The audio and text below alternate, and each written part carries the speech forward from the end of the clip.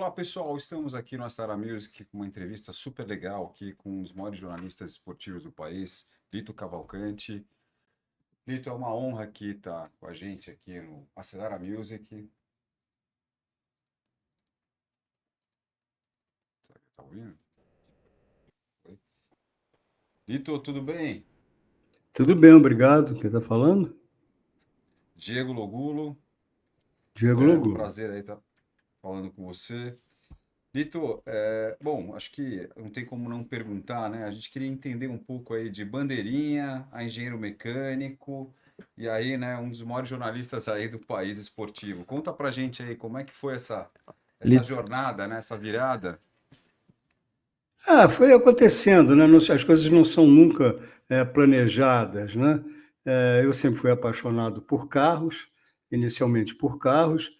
Isso me levou a uma paixão pelas corridas. E aí as coisas foram sucedendo de forma não, não previstas, né? Eu estudava engenharia mecânica e, junto com um colega, a gente resolveu abrir uma oficina no Rio de Janeiro, que na época era o centro do automobilismo no Brasil, que foi aquela primeira reforma de Interlagos, não a que transformou Interlagos nesse circuito menor. Um Aham. recapeamento, foi uma obra muito extensa que durou alguns anos, e o Autódromo do Rio, que era a primeira versão ainda em Jacarepaguá, quer dizer, no mesmo lugar em que depois teria o tradicional Autódromo do Rio, que acabou sendo aí sacrificado em vão, né, por uma Olimpíada, um desses casos aí escandalosos do Brasil. Mas o Rio era o centro do automobilismo na época. Quer dizer, a sede em termos de pista, não em termos de equipes, porque isso sempre foi São Paulo. E, e eu e esse meu amigo resolvemos abrir uma oficina de DKV. Ele estava estagiando na Cota. A Cota era uma revenda de Vemag, DKV Vemag, que pertencia ao Norman Casari e ao Bob Sharp, que na época, os dois ainda jovens, mas já eram dois nomes proeminentes no automobilismo nacional. E lá ele conheceu alguns mecânicos que, logicamente, como todo mundo, queria ter esse negócio próprio. Aí fizemos uma sociedade de 4 pessoas para fazer uma oficina de DKV. Ela ia bastante bem, enquanto a gente estava cuidando de táxi, de carros de passeio normal, mas aí entra a velha paixão pelas corridas, né? Aí a gente Deixa eu só começou uma a pergunta, Lito. preparar, Já tinha um Corcel ou não? hein? Já tinha um Corcel? Corcel nessa época ou Não, não? não tinha não. Na época, Porque o a único Ford vem carro depois com design em cima do DKV, né? Lá atrás, né? O único carro que tinha de tração dianteira nessa época aqui era o DKV, que era aquele motor dos tempos, aqueles um Com motor de câmbio na mil mão, aquele câmbiozinho na mão, câmbio na coluna, exatamente. E câmbio era, na e era o coluna. contrário de todos, que era a primeira para baixo, segunda para É isso. cima, né? As marchas ímpares eram para baixo. E tinha roda livre, era um carro todo atípico em relação aos outros, né? E aí, bom, veio essa paixão, aí surgiu a oportunidade da gente preparar o carro de um piloto fortíssimo da categoria, que era o Renato Malcotti, lá do Rio de Janeiro. A gente fez o carro, ele foi campeão carioca, mas o dinheiro nunca entrou e isso causou a nossa falência. Aí continuava fazendo ali o curso de mecânica, mas já fiquei meio desiludido com aquilo. E aí resolvi fazer direito, fazer o vestibular de direito, fiz, passei, estava lá tranquilo, estudando direito, não estudando muito, sempre metendo a mão nos motores, sempre com a mão na graxa. Na época, todo mundo tinha seu Volkswagen, né? E o Volkswagen de cada um de nós era um laboratório, né? A gente mexia em tudo, tudo, tudo. Giglagem, mexia em ponto de ignição, mexia nos distribuidores, mexia nos carburadores, trocava difusor, fazia isso, fazia aquilo, mexia em suspensão, trocava a barra estabilizadora da frente, botava uma barra mais grossa, que era do Puma, para ver como mudava o carro. E aí fomos aprendendo um pouco na prática dessa engenharia de corridas. E um dia estou eu lá no posto, à noite, a gente se encontrava, todo mundo ia para a casa das suas namoradas. Lá pelas 10, 10 e meia, já era hora de sair, né? Aí íamos e nos encontrávamos num posto Texaco que tinha ali na Praia do Flamengo. Ali tinha uma turma grande E no meio dessa turma também apareceu o Fernando Calmon, que é um jornalista hoje dedicado só à parte industrial, que é brilhante, eu considero o melhor jornalista da parte industrial. E o Fernando tinha, na época, um programa na TV Tupi, tinha uma coluna na Manchete e tinha.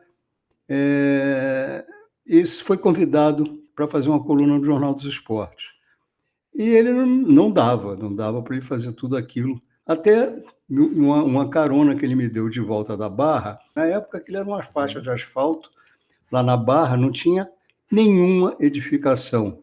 Então, para a gente era também uma pista de arrancada, toda sexta-feira ali se reunia toda a garotada do Rio de Janeiro, juntavam mais de 100 carros, né, para fazer a arrancada, e o Norman fez lá aquela tentativa não, estabeleceu um novo recorde de retas, com a equipe Vemag, todo mundo lá, e, logicamente, eu não podia perder essa. Estava lá presente, o Fernando também estava, ele me deu uma carona de volta.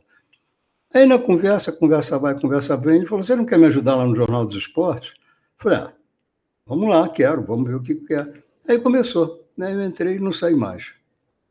Lito, deixa eu fazer uma pergunta, aqui é o Vitoldi que tá falando. Lito, nessas suas andanças nos mundos dos motores e troca aqui, mexe aqui, você chegou alguma vez aí pra pista? Você chegou alguma vez a pôr algum carro para andar em autódromo ou não? Eu fiz 2 corridas no autódromo, no circuito antigo, nem sei se dá para ver, eu tenho ali, é porque tem um troféu na frente, mas ali tem também uma, uma escultura de Interlagos antigo. Eu Legal, fiz sim. 2 corridas lá de estreante e venci as 2. Mas quem venceu, na verdade, foi o carro. Eu tinha um Passat que foi feito para mim, pelo meu amigo querido Vinícius Lossaco, que não tinha carro que andasse comigo em São Paulo naquela época. Então, Lossaco em São Paulo reinava em São Paulo. Lossaco Vinícius, pelo amor de é, Deus.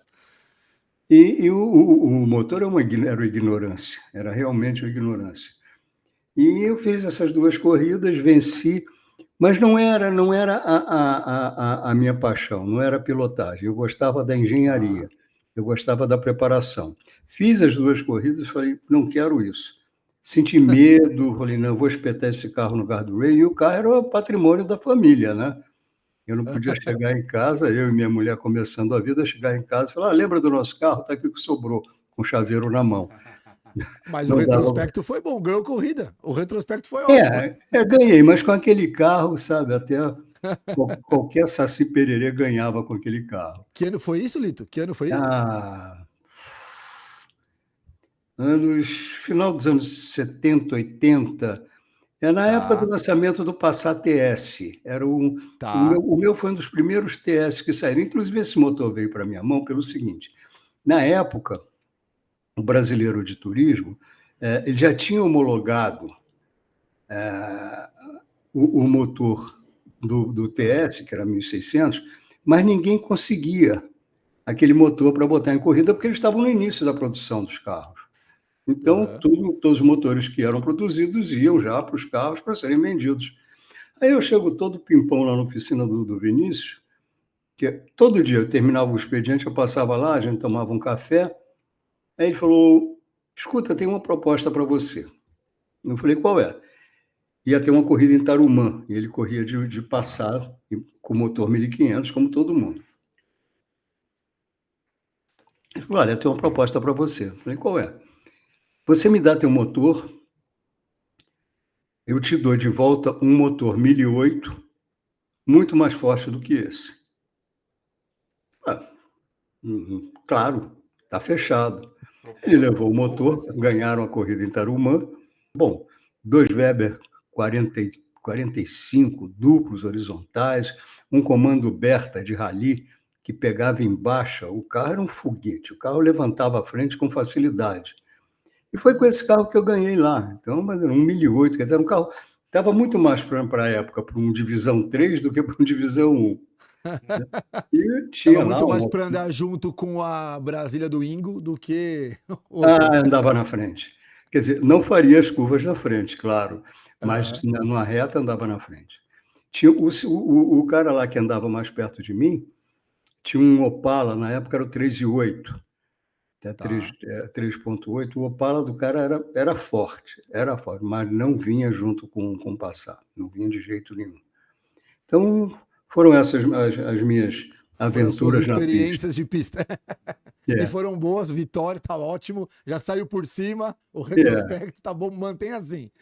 Mas tive outras experiências, como dono de carro de corrida, tive um Fórmula 4 que foi recordista em Interlagos, na época da Fórmula 4 1600, sem asa, os pneus de rua, mas esse carro na mão do Marcos Troncon, esse carro quebrou recorde em Interlagos, depois eu vendi esse carro, mas tive essas experiências também. Sem contar a voltinha aqui de Fórmula V, no meu Fórmula 4 eu nunca sentei. Falei, não vou fazer isso, porque vou fazer besteira. Sabe, eu vou querer correr, ou vou enfiar ele no guardrail. E esse carro era realmente um carraço mesmo. Que legal, que legal. Bom, Motor pelo feito pelo menos. Anísio, chassi feito pelo Manelão. Era muito bom. Nossa Senhora. Era muito só bom. a sumidade, só Anísio, o Manelão, meu Deus, só. Anísio Hernandes. Grande Anísio Hernandes, figura, grande exatamente. amigo também. Anísio Hernandes, figuraça. Nossa, eu lembro muito eu fui instrutor do Roberto Manzini por 7 anos. Nossa, o que o Zé Davi me contava de história deles era absurdo. E Anísio, para fazer motor, olha, eu nunca vi o motor dele errado, nunca. Era muito bom. Olha, eu vou te falar, muito bom. Eu tenho uma história com ele de quando eu fui bicampeão de marcas, eu na última etapa do ano, eu perdi o patrocínio. Na última etapa do ano, perdi o patrocínio para ser campeão, para ser bicampeão. E aí o Zé Davi e o Roberto Manzini falaram, cara, pera que a gente vai dar um jeito. Mandaram o meu motor para ele. Só que eles falaram, só que é o seguinte, você vai todo dia lá acompanhar o motor. Eu falei, deixa comigo. O que precisar, você vai pegar para ele, que ele já estava já no finalzinho de carreira, então você vai ajudar ele lá. Eu falei, pode deixar comigo. Eu tive uma aula com ele, pelo amor de Deus, uma aula. Foi muito legal, muito legal. Ali Interlagos, nossa, foi muito legal mesmo. Fiz o motor, ganhei a corrida, fui bicampeão, ele foi lá no autódromo ver, e aí depois disso ele foi lá e falou, e aí, tá tudo bem? Eu falei, tá tudo ótimo, a minha vontade é guardar o carro em casa, mas como o carro não é meu, eu não posso. Agradeci ele muito, porque foi muito assim de bate pronto, né, pela amizade com o Zé Davi, com o Beto, ele fez, então nem cobrou nada da gente, nada, só as peças, então foi muito legal, e muita história que ele me contava lá do Zé Davi, lá atrás, de como eram a época das competições e que ele mexia e trabalhava, e motor daqui, motor dali, mexe um pouquinho aqui, um pouquinho ali, um duto aqui, um duto ali, as diferenças que faziam. Bem legal, bem legal. Olha que mundo pequeno. Muito bom. Vitor, continua a história. Assim, agora volta pro jornal. Agora volta pro jornal. Você foi lá, o teu amigo te chamou, você falou, deixa eu ir lá dar uma olhadinha, ver o que rola e tal, pá. E aí? Não, e aí virei jornalista. Aí ficou. Esquece o direito. Aí esquece o direito e o direito, nunca mais. Tchau. Não, eu terminei o curso. Terminou? Tá? Terminei. Na época, você tinha a opção para não ter que passar pelo exame da OAB, que sempre foi uma coisa muito difícil, e eu não era o melhor aluno de direito, tinha a opção de fazer estágio. Eu iniciei um estágio numa vara de contravenções, que normalmente só caía para ali jogo de bicho e prostituição. Era até divertido com o pessoal que aparecia lá, mas não era uma coisa que me satisfizesse, eu não estava querendo aquilo. Aí abandonei o estágio no meio, terminei, recebi meu diploma, mas eu não sou advogado, eu sou bacharel. Eu não fiz eu não tenho a licença da OAB, tá? Eu não fiz. Mas aí o curso de Direito me deu uma cultura geral boa, muitas coisas, né? A área de humanas, né?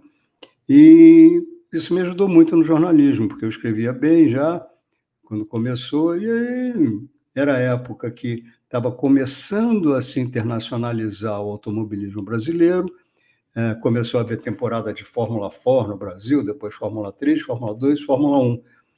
E eu comecei a cobrir. Me mandavam aqui para São Paulo, aí quando o Emerson engrenou na Fórmula 1, comecei a cobrir também no exterior, e foi por aí. E aí foi essa história. Que legal. Bacana, Lito. Também é muito legal que você passou, acho que pelos principais jornais, né, do Brasil, os principais jornais, revistas. Passei Essa por um parte da monte, corrida. eu sempre fui muito Tá. inquieto.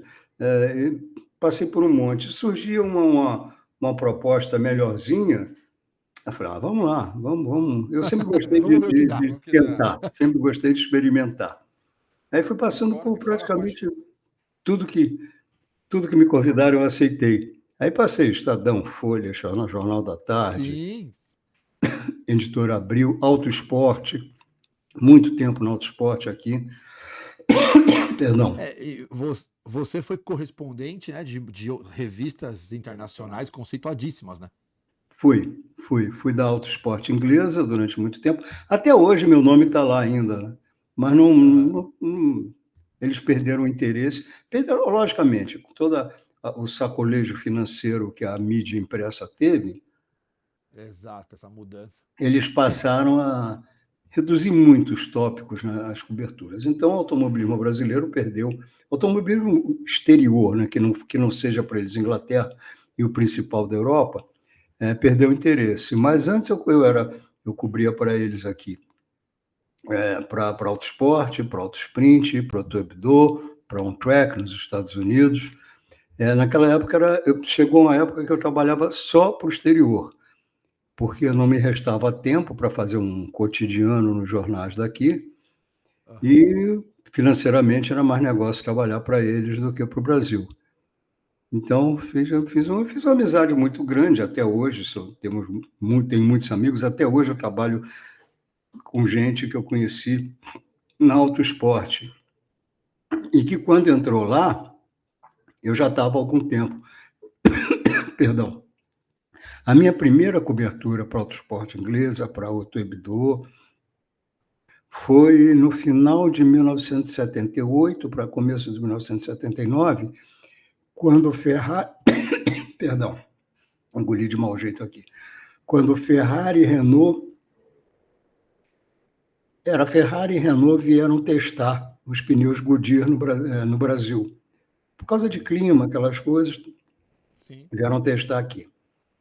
E o Wilson também, testando com o Copersucar. Em Jacarepaguá.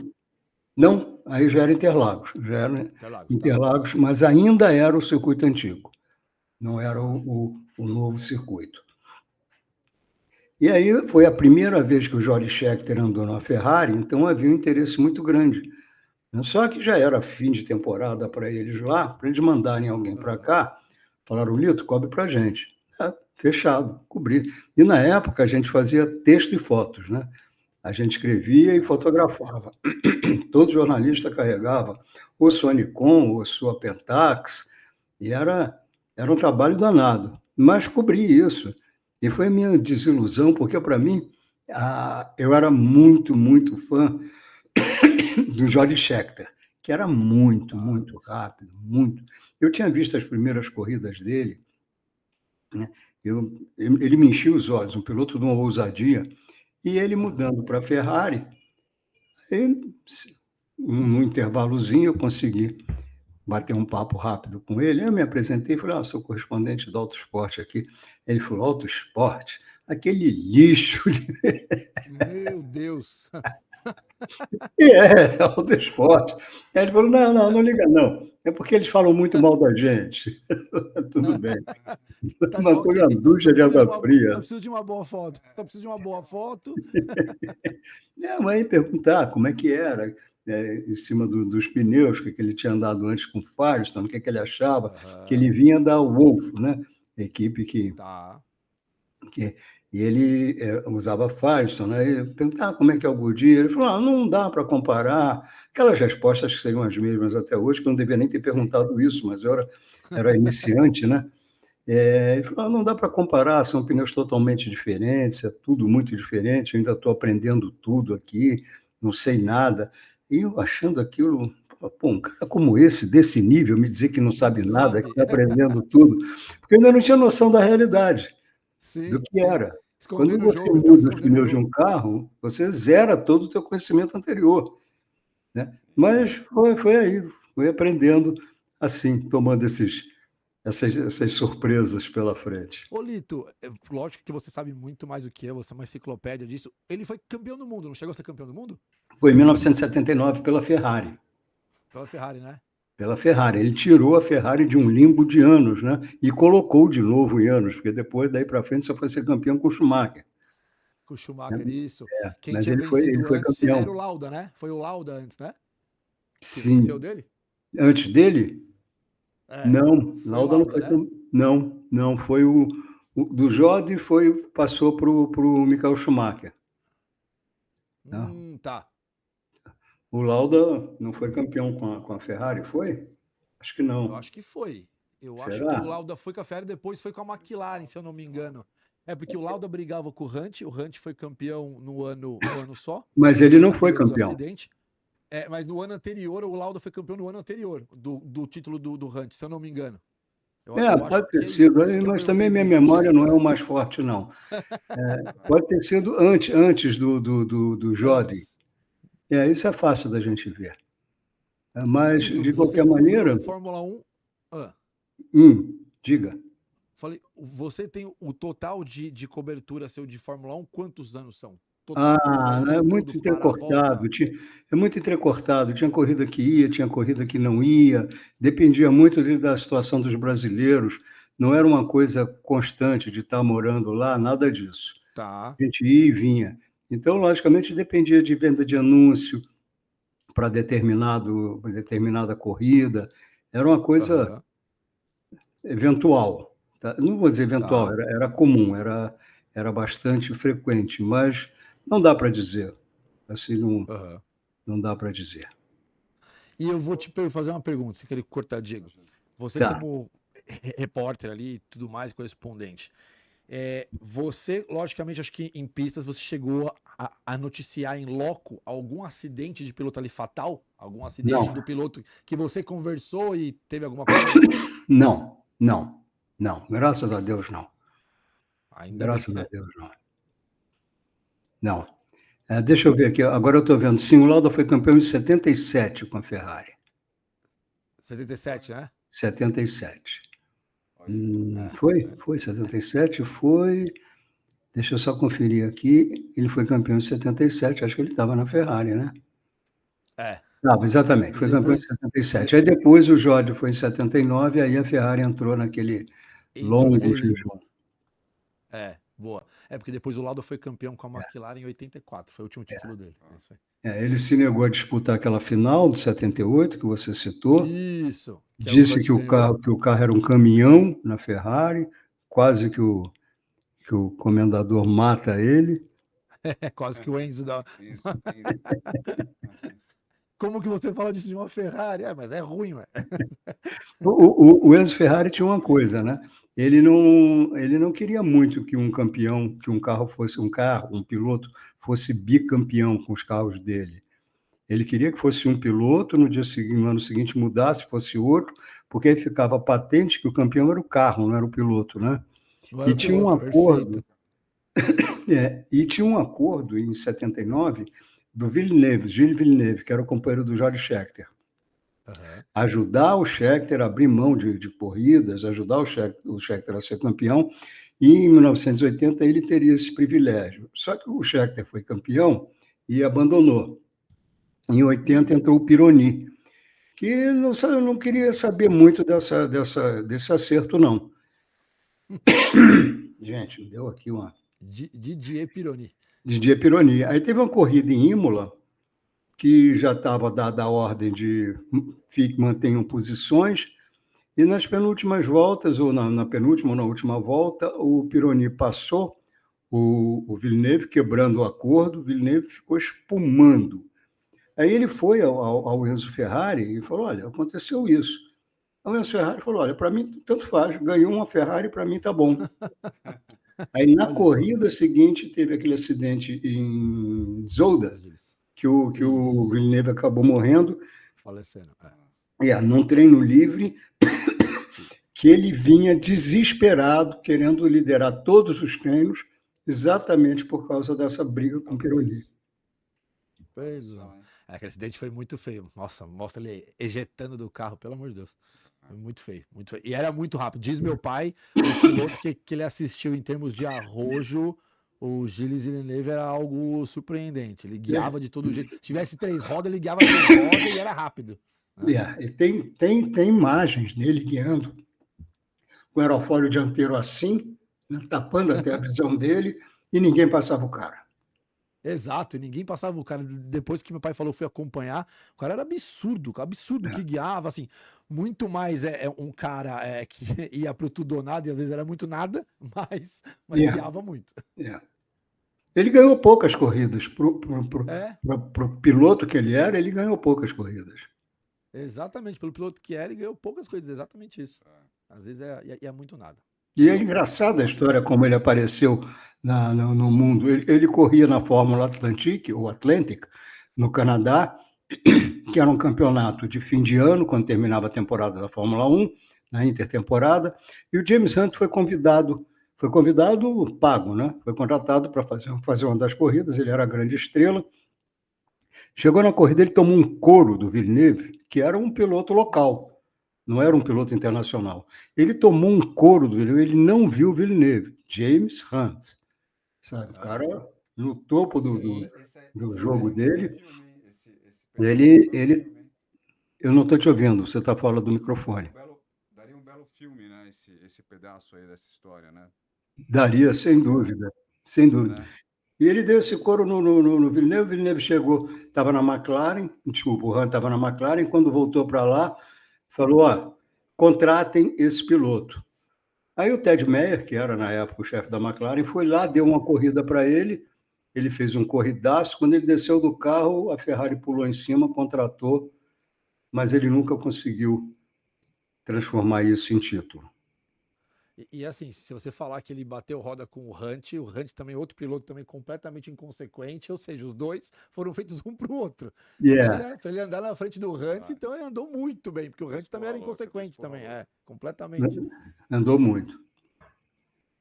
Ô, Lito, você chegou a ver esse filme da Ferrari aí que teve? Uhum. Vi. Você gostou? Ah, historicamente não é muito o que a gente esperava, né? Mas lógico, Ah, é licença poética, aquilo ali é business, né? Então é um filme interessante, é um filme legal. Agora, para quem gosta de corrida, não tem cenas de corrida legais. muito Tem legais, uma né? ou outra que eles simulam ali a Targa Florio, que é uma corrida que não existe mais, que era daquelas loucuras do século passado, que os pilotos largavam numa cidade. Como tinha milha na Itália, você Isso, fazia 1.000 milhas do norte a sul, ou do sul ao norte, não me lembro agora, por estradas abertas. Como eram, como de certa forma ainda são jalis, mas já não tanto, né, que o público estava na beira da pista. Então, qualquer coisa que acontecesse ia haver sabe, um desastre grande, como acontecia sempre, com E aí teve aquele frequência. desastre, né? Fatal, né? Que É. No filme matou tem uma todo mundo, cena como essa, família. né? É, é. o pessoal falava que quem sentava no carro Ferrari acabava morto, né, no filme, porque todo mundo que sentou lá acabou tendo um acidente, É. falecendo, o comendador até teve dificuldade ali de trocar de piloto, né, teve um que faleceu no treino, que era a grande esperança Sim. dele, então não era de Mas louco naquela não. época você, sabe, falava-se isso da Ferrari, mas você poderia falar isso de praticamente qualquer carro. Qualquer carro, né, Na época, o piloto que falasse em segurança, ele era motivo de zombaria. Falava, então vai jogar xadrez. perfeito. Automobilismo supõe o risco, a proximidade da morte. E, sem dúvida, um dos pontos de atração, dos pontos de admiração em relação aos pilotos, é aquela aura do homem que enfrenta o risco, do homem que se expõe Aham, ao perigo, né? Isso foi realmente o que criou toda a imagem do automobilismo, que hoje já não existe mais. sim, Quer dizer, já não existe o risco de vida, os carros são extremamente seguros. Naquela época, não, naquela época os carros eram muito leves e o custo, o preço dessa leveza era a falta de segurança. Você não tinha a tecnologia de materiais sofisticada que você tem hoje. Você não tinha fibra de carbono, era alumínio e pronto. E alumínio, amigo, não vai segurar um É. impacto de jeito nenhum. E o que tinha era contra o exatamente impacto era a barra anticapotagem, o famoso Santo Antônio, para isso. cima e pronto. Acabou, mais nada. Você não tinha uma estrutura que absorvesse energia na frente ou atrás, nada, nada. Bateu, está na mão de Deus. Exatamente, era muito leve, sem proteção e com motor extremamente forte. O cara É, tava andando num caixão com rodas. Caixão é, Um caixão é, com rodas, o cara tava andando. é. Era a relação Você vê peso-potência hoje, era 1,5 kg a 2 quilos por cavalo. Isso é uma por cavalo. brutalidade. Brutalidade, exatamente. Com pouca aderência também, os pneus não eram slicks. Nossa, você Aí compara nós, hoje um carro de Fórmula 1, o cara tá com a cabeça toda escondida, meia cabeça só pra fora, totalmente ali dentro. O cara dá uma panca, sai andando do carro, andando. O cara sai andando sem dorzinha, desmontou o carro, ficou só o habitáculo ali, o cara desce andando. É impressionante como é a evolução, né, do negócio. Mas, Lito, hoje, olhando a Fórmula 1, você que acompanhou esses anos todos, o que você acha hoje da Fórmula 1, de vários aspectos? Se o piloto hoje, no meu ponto de vista, acho que conta um pouco menos o piloto do que o carro. Hoje o carro conta muito mais do que o piloto. Hoje o cara, se não atrapalhar o carro, acho que vai bem. Lógico, se você pega alguns pilotos que são extra série aí, tira um pouco a mais. Né? Mas eu acho que hoje a disparidade na Fórmula 1 é muito grande. não dá para dizer hoje. A disparidade sempre fez parte da Fórmula 1. Sempre teve o pelotão do fundo, o pelotão do apaixonado que está ali porque gosta, sabe que não tem a menor chance de chegar em 10º, mas não interessa, ele vai largar em 30º. Se ele se classificar para o grid, já é uma vitória, tá? Aí vai lá e vai curtir do jeito que der. Então já houve carros que eram barbaridades, sabe? Que eram um Frankenstein, um enxerto de um motor em outro chassi. Isso nos anos 50 era uma coisa. Tá? Então, sempre houve essa defasagem. Eram as equipes que tinham mais verbas, mais meios, mais estruturas, e as outras que tinham mais paixão e menos meios. Estavam ali fazendo o número, mas felizes de estarem ali. Agora, hoje em dia, sem dúvida, principalmente com o ganho de aderência, tanto a aderência mecânica, a aderência dos pneus, quanto a aderência da pressão aerodinâmica, o downforce, os carros andam muito em cima de trilhos, né? Então, você chega a um limite, se você ultrapassar aquele limite, você pode ser quem for, o carro vai perder tempo. O carro é feito para andar para frente, não é para andar de lado. Quando você tinha pneus mais duros, pneus até antes do pneu slick, se usava muito drift, que hoje virou uma especialidade, mas na época era uma técnica de curva, que era você deixar o carro escorregar de traseira até mesmo antes da curva. Quando você passava na tangência, o carro já estava meio apontado para a reta, e aí pé no fundo, bem antes de terminar a curva. A gente teve 2 mestres aqui no Brasil disso, que era o Bird Clemente e o Luiz Pereira Bueno, na Williams, na Williams, você via esses caras guiando, você falava, não, isso não é guiar, isso é malabarismo. Era uma coisa realmente sensacional. Mas na Fórmula 1, quando surgiram os pneus slick, já com essa. Não, você não tinha a pressão aerodinâmica de hoje, mas já teve um ganho de aderência muito, muito grande. E eu me lembro uma vez, não na Fórmula 1, mas aqui no automobilismo brasileiro, na época da equipe Ford, que era dirigida pelo Greco, Luiz Antônio Greco. Greco. Pai do E Fabinho, pai do Pai do Fabinho. Fabinho. pai do Fábio Greco. Meu pai que desenhou aquele dragão, aquele logotipo, aquele brasão, meu pai que desenhou na época. Que legal, Publicitário. que legal. É. Parabéns. Mas então eles tinham um Maverick V8, o carro era uma estupidez, Maverick. uma potência brutal. E se andava em cima dos Pirelli Cinturato, que eram os pneus de rua, pneus radiais, pneus comuns, de uso comum na rua. E o Birt vinha com aquele carro abanando, era espetacular. Aí chegaram os pneus slick. Puseram os pneus slick, lá foi o Birt, fazendo a volta, guiando daquele estilo dele. Quando ele chegou nos boxes, o Greco estava com um bico desse tamanho. Né? Isso foi lento. Não, mas como fui lento? Guiei no limite. Você foi lento, não dá para guiar assim. Tem que guiar redondo. Aí o Bird sentou no carro e falou, tudo bem, vou guiar redondo. Foi lá, virou um temporal, porque guiava uma barbaridade. desceu do carro e falou: tudo bem, fiz o tempo, fiz, mas eu não quero guiar assim. Quase parou de correr ali, Caramba! Pô, porque perdeu que totalmente coisa, a hein? graça do que ele Gostava de gostava de fazer, o que fazer, do que gostava ele de fazer. considerava, tá. Mas Que foram coisa. momentos, assim, que o automobilismo passou a mudar muito, muito. Evolução técnica, evolução tecnológica, Sim. claro, mas uma das grandes imagens que eu tenho nas minhas retinas, na minha cabeça, de Fórmula 1, foi quando o Patrick Depailler e o Ronnie Peterson, que eram 2 pilotos privilegiados, guiaram aquele Tyrrell P34, que era o Tyrrell de 6 rodas, 6 rodas, 4 rodas na frente e 2 atrás. 2 atrás. Eles usavam um pneu aro 10, baixinho, que com Aham. isso eles melhoravam a penetração do carro e prendiam a frente no chão, porque aqueles carros que usavam os pneus traseiros grandes, largos, todos os carros já tinham muito, eles tinham muita aderência atrás. Então a tendência dos carros Exato. natural, como os carros de hoje com efeito solo, era sair de frente. De frente. Quando eles puseram aqueles 4 pneus na frente, a frente ganhou mais aderência do que a traseira. Então, Nossa! os dois, fazendo a curva do laranja naquela época, eles vinham, mas assim, uns 3, 4 metros antes da tangência, eles já vinham com o carro de lado, o jogo virado ao contrário, no batente, pé cravado no acelerador, e eles vinham em tandem, eles faziam quase um pas-de-deux. Os dois vinham juntos, fazendo a mesma Aham. trajetória, um décimo de segundo atrás do outro, e dali eles saíam para a freada do S de baixa.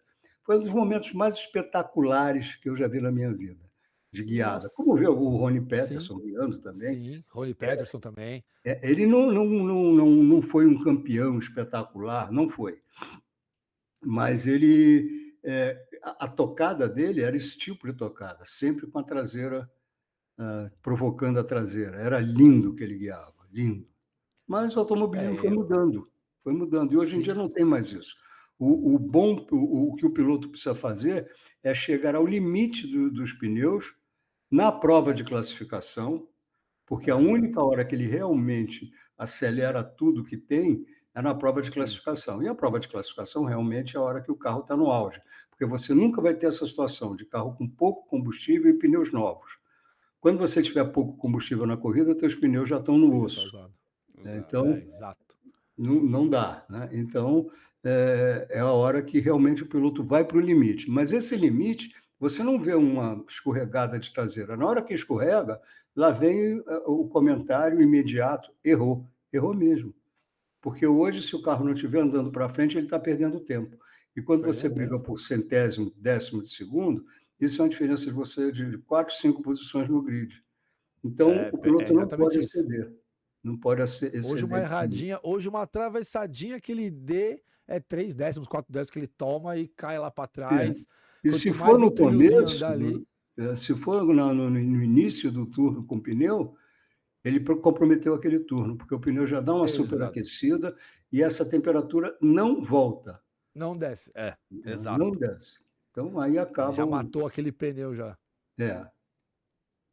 Ô, Lito, me fala uma coisa, tirando o automobilismo, outra paixão aí, porque você também cobriu Wimbledon, Copa, Copa também, né?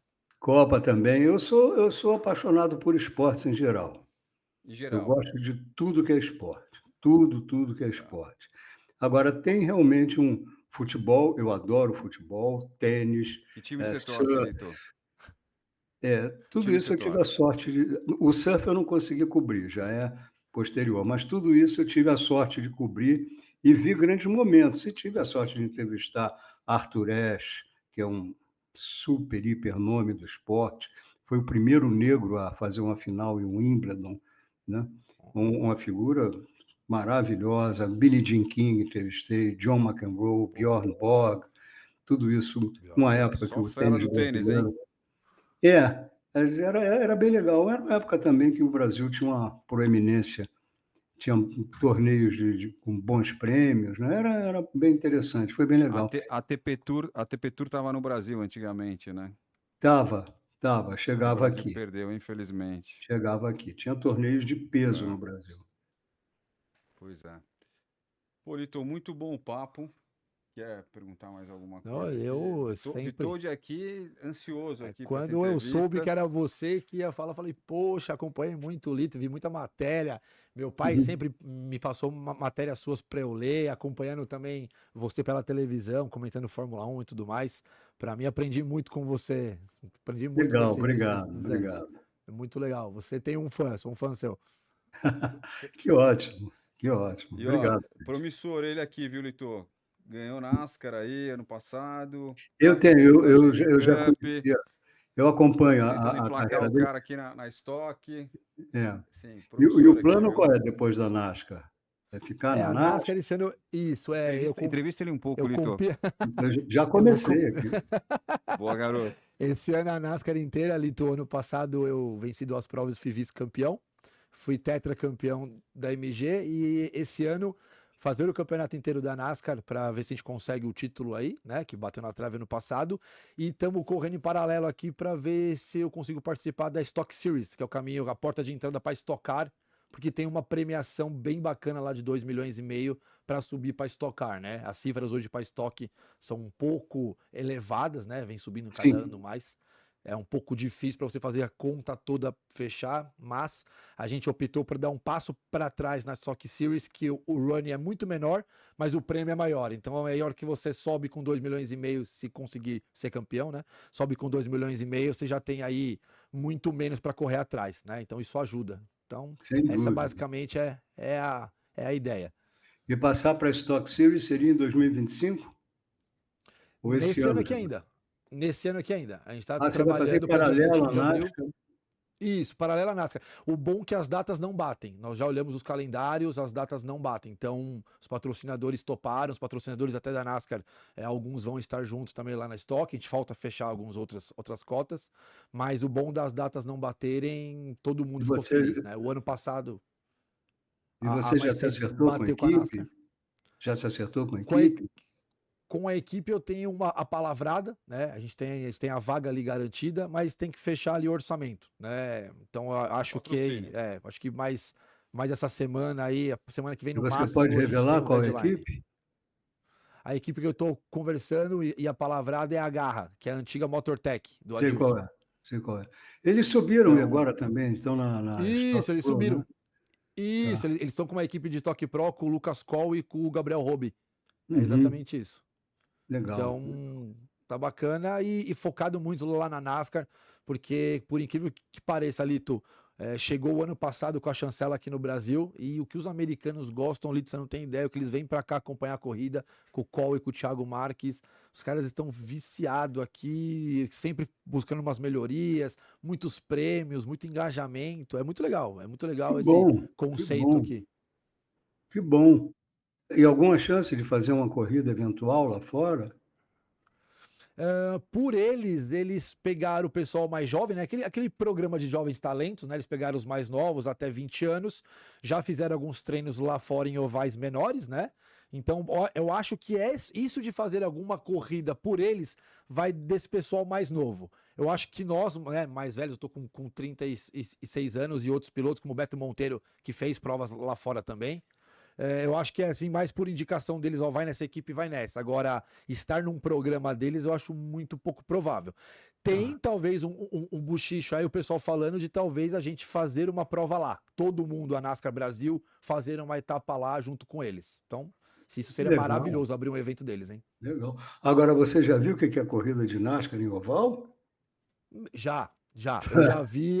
Meu Deus do céu, é surreal, é surreal. Eu nunca vi nada tão perigoso. Não, é surreal. Aquilo ali é. Aquilo ali é surreal. Só Um vem quem dando enxerga bump no alguma coisa outro. é o primeiro. É o Isso, primeiro. é o O primeiro. É segundo isso vai aí. a 300 por hora sem ver nada, ele só vê quem está na Nada. frente dele. Aí o É isso. terceiro, pior ainda. Aí, de repente, three wide. Aí você ainda podia ver alguma Isso. coisa do lado, já não pode ver mais nada. Você já não vê Precisa de nada. uma E aí eu te coragem. falo. Uma coragem, e vou te falar, uma confiança do spotter que tá lá em cima te falar, vem pra direita, mergulha, sobe, e você falar, mas o quanto que eu sobe? Vai tudo, vai um pouco, vai. Quanto que vai? Vai de uma vez só ou vai só um pouco? Isso Tem que que confiar em tudo, confiar Define nos esse pilotos que vai, né? estão em Define esse volta vai. e confiar em Deus, né? Porque senão. exatamente, é rezar e falar, bom, quando acaba a corrida, o cara fala, ufa, saí dessa. Mas Legal, o legal. espetáculo que eles fazem lá é surreal, Lito, é Não, algo é outro surpreendente. tipo de automobilismo, totalmente Isso. diferente. Mas eu trabalhei 2 anos na Indy, e de vez em quando, fim de semana que não tinha corrida, ia dar uma olhada nas corridas da NASCAR. Tem corrida, Aham. até aquelas terceira, quarta divisões, né? De late models. Tem corrida na Isso, quinta-feira à noite, na quarta-feira à noite. Tinha um ovalzinho pequeno, oval de meia isso. milha, coisa muito. Meia milha são 800 metros, né? Largam 30 carros. Quer dizer, na terceira volta, o primeiro está dando volta no último. Então, Nossa. o trânsito não para, mas é sensacional. E aqueles motores falam alto, hein? Não, muito, é V8, assim, que eu vou te falar, quando vai pra Daytona, que é tudo liberado, é pé embaixo o tempo inteiro e taladega, é carro que chega a quase 800 cavalos, e os É, caras dando é. no vácuo ali, 340, 360, o cara embutido no cara, é Aí é que é o impressionante, os problema. motorzão Você são chega nessa loucos velocidade, olha para frente, você só vê a traseira do cara que está na tua frente. do cara, é exatamente. E E aí ninguém o quer da saber de frente toma tirar o aquele. pé. E ninguém tira o pé. E quando dá aquele bumpzinho, vem, tum, daquela na traseira 300, tum, Nossa. aquela encostadinha, fala, vai um pouquinho mais. Fala, um pouquinho mais, amigão, já tô dando tudo. Então é complicado, mas o pessoal americano lá, eles estão muito, muito empenhados aqui no Brasil. Esse segundo ano aqui agora Que tem bom. muito mais mídia. Eles vêm pra cá ali, toda corrida tem um cara da NASCAR lá americana aqui, um superintendente, um diretor, vem pra cá, conversa aqui, fala ali. No entanto, que umas mudanças que eles já estabeleceram no Brasil é a relargada igual a americana, a fila dupla, não mais fila indiana. Então, safety car, pum, relarga, fila dupla. E nunca acaba em safety car. Larga para uma volta, mas não acaba em bandeira amarela. Que Então, eu vou te ótimo. falar que o ano passado, Lito, falei, nossa, última volta, pum, porrada. Falei, nossa, tô garantido. Não, vai relargar. Como vai relargar? Não, vai relargar. Não acaba em bandeira amarela, relarga para uma volta. Eu falei, caramba, é proibido acabar em bandeira amarela. E eles conseguiram colocar aqui, né? A CBA, com muito custo, entendeu? Mas o público adora, o pessoal vibra demais, que vai relargar para uma volta e sabe como é que é uma volta, né? Pancadaria na última Pancadaria. volta. Cada um por si na última volta, né? Então. É, bem legal. Mas que bom então que você está aí com esse caminho aberto. Vamos lá, vou acompanhar mais de perto aí essas tuas Acompanha corridas que e vou vale a ficar na pena, viu? torcida aqui. E se souber de patrocínio, estamos aqui também, viu? Obrigado, Lito. Não, não Obrigado, é viu, minha Vitor? área, não é minha área, eu Eu sou sei, jornalista, imagino, eu teria que ser imagino. publicitário. Como publicitário, eu não posso perder a chance. Mas Briga- tem talento aqui, viu? Que bom, que Lito, bom. obrigado aí, cara, pelo seu tempo, pela aula, né? Enfim, aí, Total. assim, emoção aí muito para Acelerar Music aqui, essa entrevista. Esperamos poder ter mais, né, Vitor, aí, possíveis, né? Legal, E legal. Então, ó, eu vou agora dar uma catituada aí nos meus canais, tá bom? Opa, claro. opa, é para Eu isso. tô, eu tô com dois canais no YouTube, um que tem o meu nome, Tá, canal Lito Cavalcante, e um canal chamado The legal. Race Brasil, ou The Race BR, que é a Tá, versão em deixa eu ver aqui. português dos vídeos do canal inglês The Race, que eu considero hoje Tá. o melhor canal de automobilismo, dedicado basicamente. A gente aqui só está fazendo Fórmula 1, mas eles fazem todas as Aham, áreas: Fórmula 1, Fórmula E, motociclismo. É Aham. legal. Quem quiser dar uma olhada, dê lá. Claro. The Race The BR. Race BR. Tá, tô vendo aqui. Legal, bacana. Vamos divulgar aqui. Divulguem aí. E o outro é o canal Lito Cavalcante, que é muito mais orientado para lives, né? Tá. Tá Isso a gente bom? tem visto. O Ale Granzotto, nosso produtor sócio, que cavucou aí. Muito legal, parabéns. Tá Vitor, bom. Sara Music, querendo falar mais, mas eu acho que o tempo aqui já foi, estão falando e queremos mais, né? Mais entrevistas aí, se possível, com você. Vamos lá, vamos Obrigado aí. marcar. É um prazer. É um prazer. Obrigado, Lito. Para mim foi um prazer falar com você, um cara que eu acompanho faz tempo, sou fã, é uma enciclopédia, manja muito. Legal saber um pouco mais de você, legal pelo bate-papo. Obrigado, viu? Eu que agradeço. Então, outra vez aí a gente combina. Abraço. Abraço grande, Litor. Abração, Lito.